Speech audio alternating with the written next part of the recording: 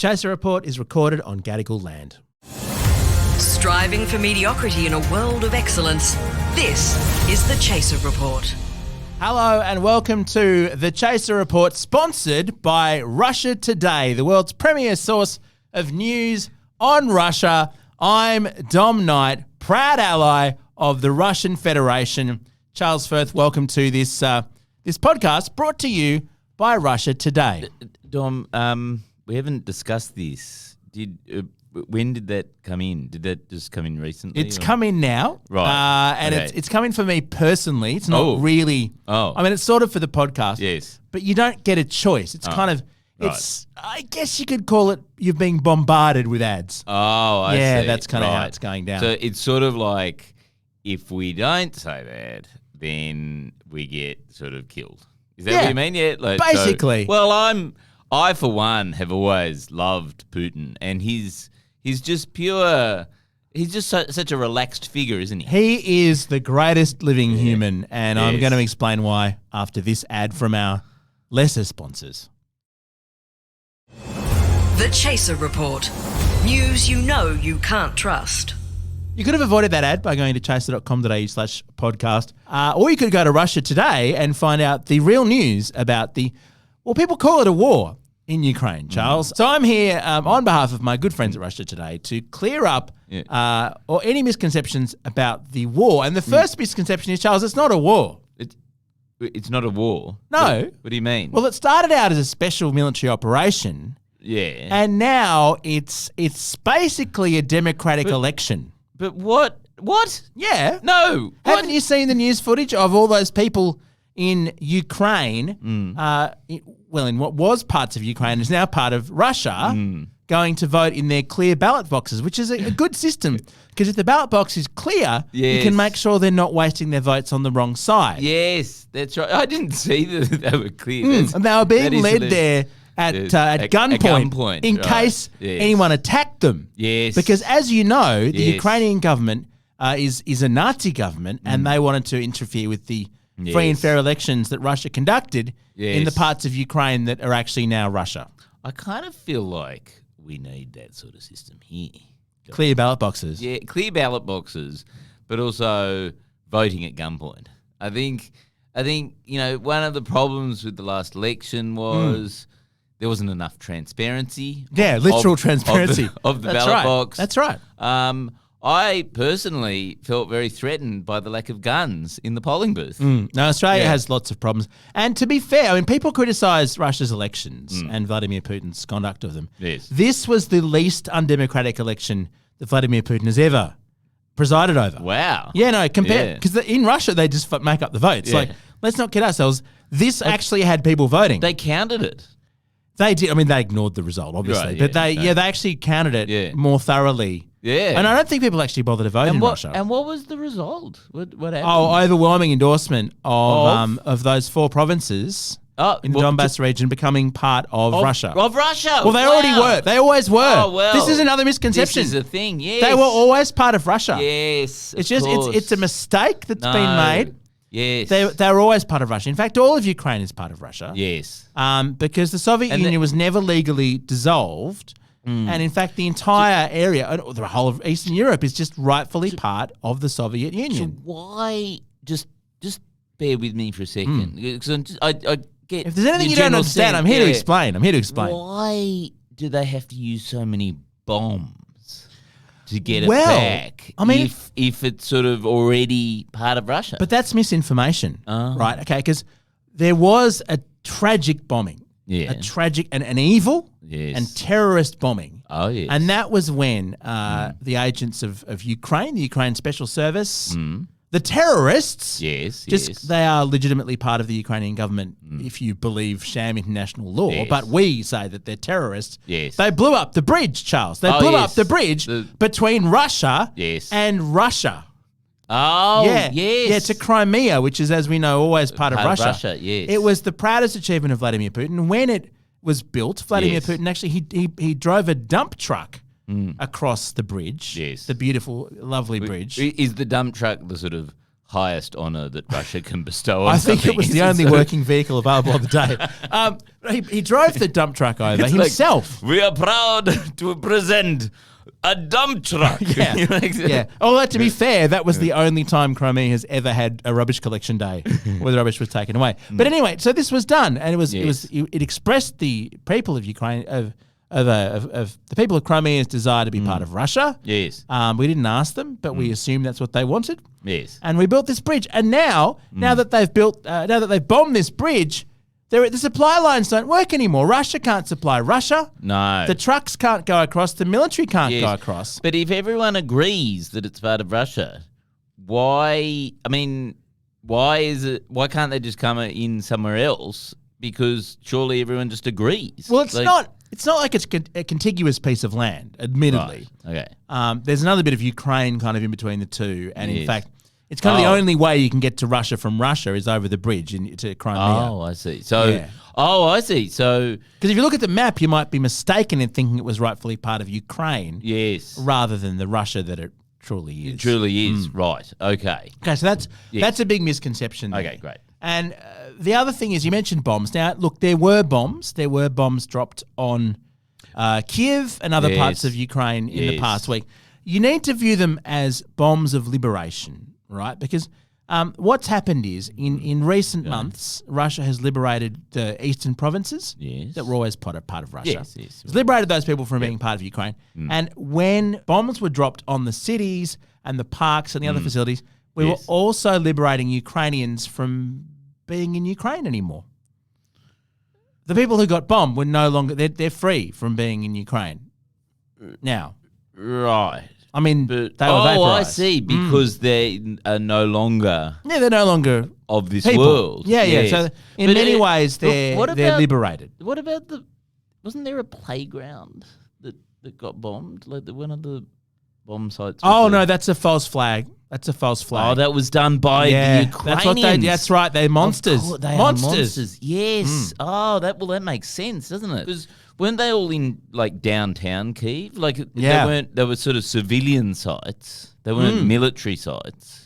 Well, you say that. Yes. But that's just misinformation. Right. See, because what they do, the Ukrainians, their top military facilities are actually playgrounds. That's where they do their training. That's where they keep their munitions. That is good cover. In the playground. Yes. If you looked up close, the swing set actually has missiles concealed inside. They're legitimate military targets. And so Russia would never commit a war crime. No. Charles. No. And just to clarify, you're getting all your information from Russia Today, are you? Yeah. Is this where... Yeah, because the rest of it's misinformation. Yes, right. You have to turn to the official Putin sources to get the truth. I mean, there have been so many misconceptions during this war. Another thing. Yes. People say Putin is unhealthy. Yeah, well, have you seen his fingers? Oh, no, that was Prince Charles. That's King Charles, yeah. No, but he's unhealthy. Yeah. I think we've got him with polonium. I think it's going to take a little while. Yeah. But no, Vladimir Putin he's in fine form. Right. He's in great shape. Yeah. It's just the stress of the responsibility he has of freeing Russians in Ukraine that's making him look like he's got terminal cancer. He does. It's stress. He looks very bad. But are you saying stress, is it? Right. And he's got the responsibility of leading this war, which is going so well. The weight of the world of a successful war is wearing him down. It does. It's a lot of responsibility. Is it because in some ways he would prefer it to be a bit fairer?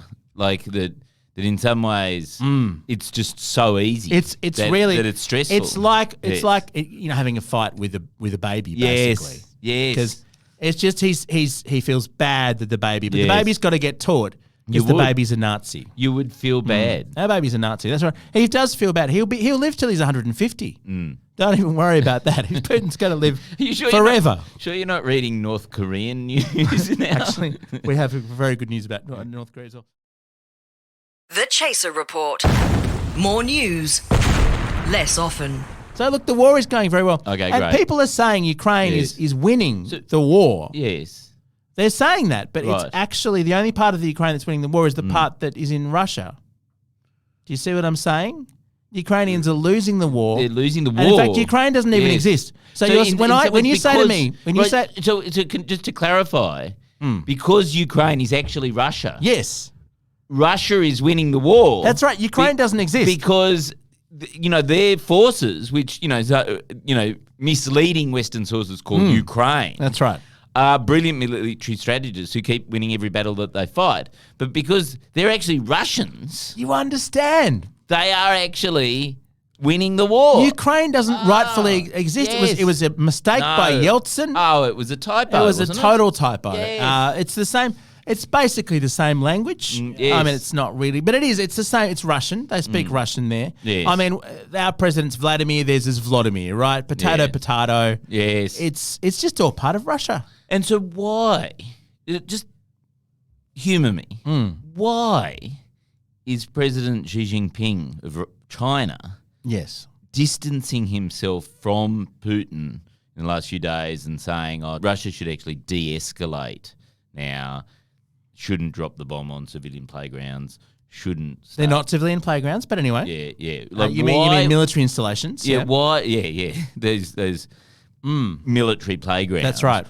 Why? Those roundabouts. Have you ever been on one of those roundabouts? Those things are deadly. Why is China distancing itself from the winning side? It's jealousy.